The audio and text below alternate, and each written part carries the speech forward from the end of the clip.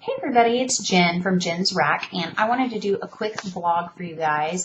We are going right along with our Paleo Challenge for May 2013, and I'm excited that you guys are on the road with me doing this. We're about a third of the way through for the month of May, and I hope you guys are feeling great, and you've noticed some changes, maybe in the way your clothes fit, or the way your skin looks, or the way your energy levels are, or you're sleeping differently, or whatever.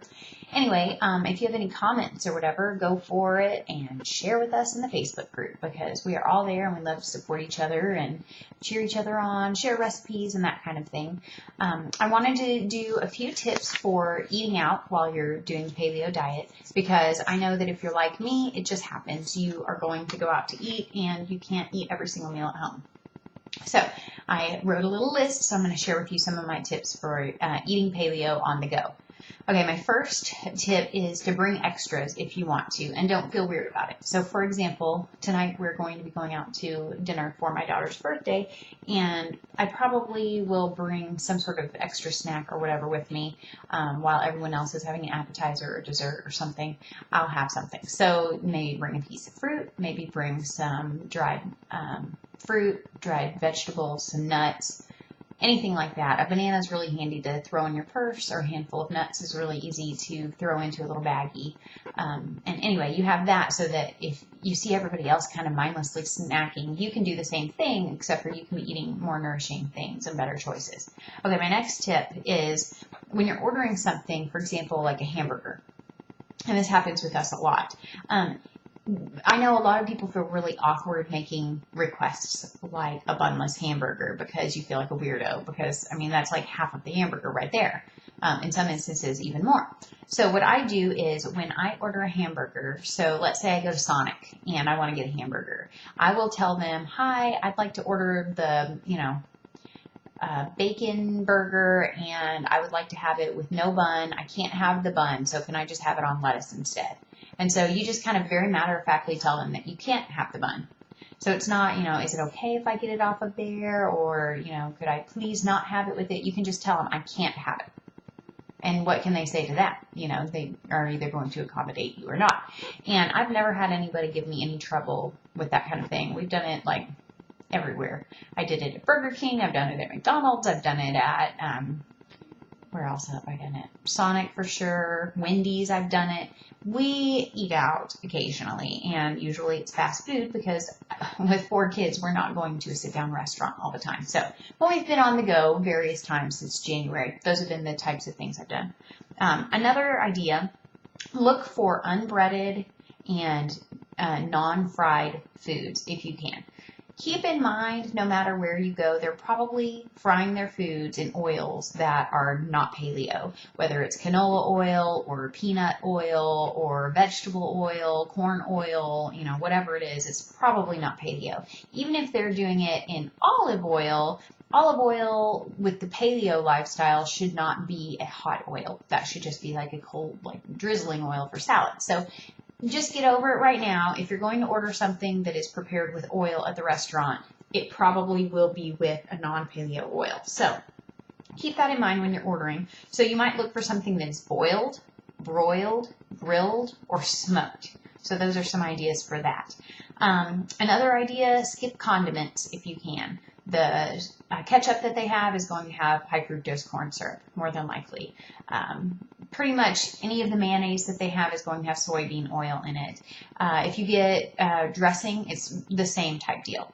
And so for that, if you need a makeshift dressing, you might ask if you can have a little bit of olive oil. A lot of times, different restaurants have different policies, but some of them have it right on the table, or you might be able to ask for some. But a little bit of olive oil, a squirt of lemon juice, and salt and pepper makes a really easy and quick dressing. Or another idea would be to use avocado and just kind of mash that on there. Another good idea for, it kind of fills that creamy dressing void, is a hard-boiled egg. And the yolk is actually really creamy and creates that same type flavor.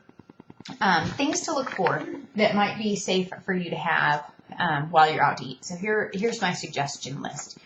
Salad, and that can also be like a taco salad. Just don't eat the shell. And if you're going paleo, obviously don't do cheese. If you're primal, do cheese if you want to. But you can have the lettuce, you can have the tomato, you can have the meat, you can have avocado, you can have salsa, you can have pico de gallo, you can have, any of that type of stuff on there. And it's super yummy. Guacamole, really get a fiesta going. But taco salads, regular salad, anyway, there are all sorts of choices with salad.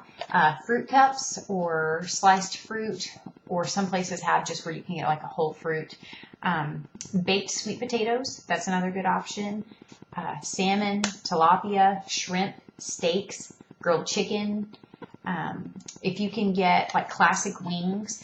Now, if you're not doing any butter whatsoever, that's probably going to be out for you unless they're like naked wings where they don't have anything on there. But if you go to a place like Wingstop, their wings, their classic wings, are literally just the chicken, butter, and hot sauce. And so for that, if you're okay with butter, then boom, you're all right with that. And then another idea is a broth-based soup. I went to the Gaylord Texan for Blistum, that blogging convention, and they actually had a broth-based soup there that worked perfectly, except they put like a teeny tiny little piece of a corn on the cob in there. But other than that, it was like broth, some vegetables, chicken, and then some avocado sliced in there, and a little bit of tomato, and that kind of thing. And that's all it was. And it was a super good soup. It was very filling. And all I had to do was just pluck out the corn on the cob.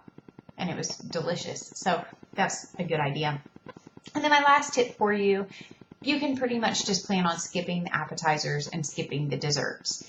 And go into it with that mindset. Just go, with a plan. And that's probably the best tip of all. Before you go to a place, if at all possible, scope out their menu. See what they have. See what kind of changes you might need to make. Practice, in your mind what you need to ask them to either take out or leave off completely, or put it on the side, or, whatever it might be. So practice that, look through that, and kind of get a better idea. And that way too, if you're going somewhere that's like a social situation, you won't feel so weird when you're ordering your food, because you've already looked at the menu, you already know what you can have or cannot have, and you already know if you are or are not getting an appetizer or dessert. And that way, when you're looking at your menu, those things aren't tempting you, like, come eat me, please, No, you don't have to worry about that because you have a plan already. And so when you're going to that restaurant, you know how hungry you're going to be, and you know what you're going to do, and you realize that, say it's a dinner function and you're going to be there for 2.5 hours, probably just having the entree is going to be kind of disappointing. So bring some snacks with you. I've never had any restaurant give me a problem with that. And unless you're going to a super fine dining restaurant, then they probably won't even care. So those are some ideas for that. As far as drinks and things like that go, if you're really sticking to paleo, probably water is going to be your best bet. Water with lemon, water with lime. That's probably going to be your very best bet. But I know a lot of you guys still drink tea or coffee or a glass of wine or a glass of beer, that kind of thing. And that's fine. Just really try hard to stay away from sodas, sweet coffee drinks, margaritas, that kind of stuff. It's not that they're terrible for you and you're going to die if you drink it, but, is it really worth you work so hard for the food and then to derail with the drink? So anyway, hopefully you like my tips. Hang out with me again soon. I'll do another vlog later this week, and I have some recipes going up on the blog from my Wordless Wednesday post that I did last week. So keep an eye out for that, and I'll talk to you later, and have a good weekend. Bye.